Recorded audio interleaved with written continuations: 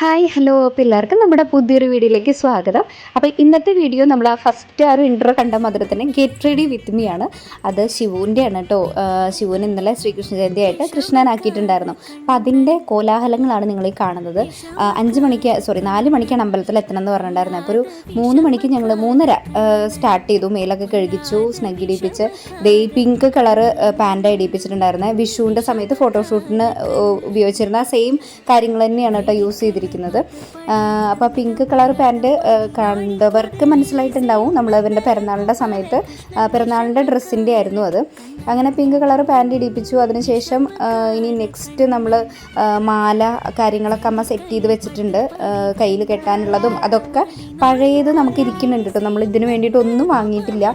അതുപോലെ വാടകയ്ക്ക് എടുത്തിട്ടോ അങ്ങനെയൊന്നും അല്ല കേട്ടോ. പീലിയുടെ അവസ്ഥയാണ് വളരെ ശോചനീയമായിട്ടിരിക്കുന്നത്. നെക്സ്റ്റ് ഇയറിലാകുമ്പോഴത്തേനും ഒരു പീലി നല്ലത് വാങ്ങണം.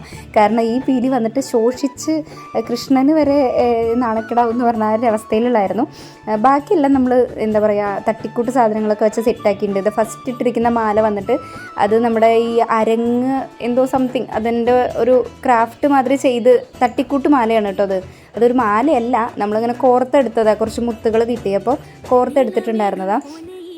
അതിനുശേഷം ഒരു വെള്ളമണി മാല ഇടുന്നുണ്ട്. വെള്ളമണി മാല കൃഷ്ണന് അധികം നല്ലവും അലങ്കാരങ്ങളാണല്ലോ നോർമലി. അപ്പോൾ അങ്ങനെ ഒരു വെള്ളമണിമാല ഇട്ടു. അതിനുശേഷം ലാസ്റ്റ് ഞാനൊരു നീളത്തിലൊരു മാലയും കൂടെ ഇടുന്നുണ്ട് കേട്ടോ.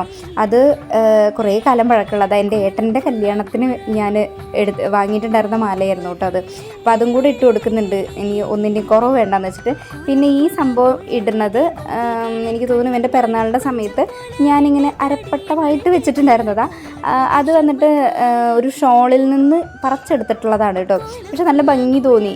നല്ല മീൻസ് അതിൻ്റെ ലേസായിട്ടുണ്ടായിരുന്നതാണ്. പക്ഷെ നല്ല ഭംഗി തോന്നിയപ്പോൾ അതങ്ങനെ വെച്ച് കൊടുത്തതാണ്.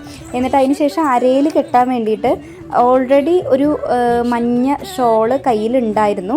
അതിന് പുറമെ ഇവിടെ വല്യമ്മയുടെ മോള് ജലജ ചേച്ചി വന്നിട്ട് ഇവനെ ഒരുക്കണമല്ലോ എന്ന് പറഞ്ഞിട്ട് ഇങ്ങനെ ഒരു മഞ്ഞ ഷോള് തപ്പി പിടിച്ചെടുത്ത് കൊണ്ടുവന്ന് തന്നിരുന്നു കേട്ടോ.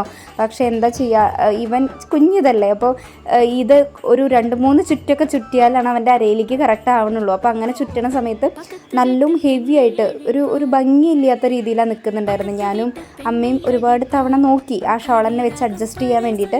കാരണം അതിലൊരു ഇങ്ങനെ ഒരു റെഡ് ബോർഡറൊക്കെ വരുന്നുണ്ട്. നല്ല ഭംഗിയുള്ളൊരു ഷോളാണ്. ശരിക്കും പറഞ്ഞാൽ നല്ല കളർ കോമ്പിനേഷൻ ആണെങ്കിൽ കൃഷ്ണന് ശരിക്കും മഞ്ഞയാണല്ലോ. അപ്പോൾ അതിനൊക്കെ പറ്റണ രീതിയിൽ തന്നെ ആയിരുന്നു. പക്ഷേ എന്തൊക്കെ ചെയ്തിട്ടൊരു മേനെ അവനുണ്ടായിരുന്നില്ല. കുറച്ചധികം നീളം ഉണ്ടായിരുന്നു ആ ഷോൾ വന്നിട്ട്. അപ്പോൾ അത് കാരണം കൊണ്ട് അവന് സ്യൂട്ട് ആവണുണ്ടായിരുന്നില്ല തീരെ. അങ്ങനെ കുറച്ച് നേരം അതൊക്കെ നോക്കിയിട്ട് പറ്റണില്ല എന്ന് കണ്ടപ്പോൾ അത് ഊരി മാറ്റി. എൻ്റെ ഒരു മഞ്ഞ ഷോൾ ഉണ്ടായിരുന്നു, എൻ്റെ ഒരു ചുരിദാറിൻ്റെ ഒരു മഞ്ഞയും പച്ചയും ഷോൾ ഉണ്ടായിരുന്നു. അത് സെറ്റാക്കാമെന്ന് വെച്ചിട്ട് അതെടുത്തു. അതും നോക്കുമ്പോൾ പറ്റുന്നുണ്ടായിരുന്നില്ല. അത് നിങ്ങൾ ഇൻ ബിറ്റ്വീൻ ഇതിൽ കാണും. അപ്പോൾ അതിനിടയ്ക്ക് ഞാൻ അതേ മാല എടുത്തു. ഞാൻ നേരത്തെ പറഞ്ഞില്ലേ, ആ മാല എടുത്ത് കൊടുന്നു. മാല ഇടിപ്പിക്കുന്നുണ്ട്. അങ്ങനെ അതൊക്കെ ഒരു വിധം സെറ്റായിട്ടോ. ഇനിയിപ്പോൾ ഞാൻ എൻ്റെ മഞ്ഞ ഷോള് തപ്പാൻ പോയതായിരുന്നു. അപ്പോൾ അമ്മ കയ്യിൽ കെട്ടാനുള്ളതൊക്കെ അവന് കെട്ടിക്കൊടുക്കുന്നുണ്ട്. ഇതൊക്കെ പഴയത് അമ്മ എടുത്ത് വെച്ചിരിക്കുന്ന കേട്ടോ. ഇവിടെ ചേച്ചിയുടെ മക്കൾക്കൊക്കെ ഉപയോഗിച്ചിട്ട് ഉള്ളതാണ്. നമ്മൾ ഈ ഒരു പരിപാടിക്ക് വേണ്ടിയിട്ടൊന്നും വാങ്ങിയിട്ടൊന്നുമില്ല.